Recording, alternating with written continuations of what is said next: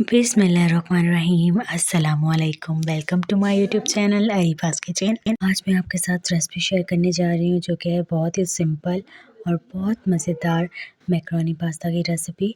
Chicken macaroni तैयार करने के लिए सबसे पहले हमने ज़ीरा ऐड किया है घी में, और फिर चिकन ऐड कर दिया है, फिर टमाटर ऐड किया है, फिर शिमला मिर्च और बंद गोभी, फिर नमक और काली मिर्च।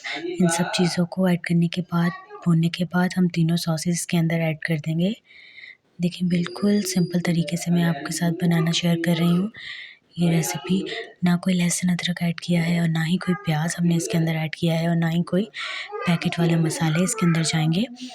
बस सिंपल यही चीज़ें जाएंगी। थोड़ा सा केचप ऐड करने के बाद फिर हमने बॉयल किया हुआ पास्ता जो है वो मैकरोनी पास्ता वो ऐड कर देंगे। ये देखें, और झटपट से हमारी जो चिकन मैकरोनी बनकर तैयार हो गई है। बहुत ज़बरदस्त जायका है इसका। ब्लैक पेपर में आपको पता ही है कि कितनी ज़बरदस्त लाजवाब चीज़ बनती है हम कुछ भी तैयार करें तो। इनमें जो है वो सिर्फ ब्लैक पेपर है ही हमने यूज़ किया है। ये देखिए हमारी ज़बरदस्त जो है वो चिकन मैकरोनी बन कर तैयार हो चुकी है।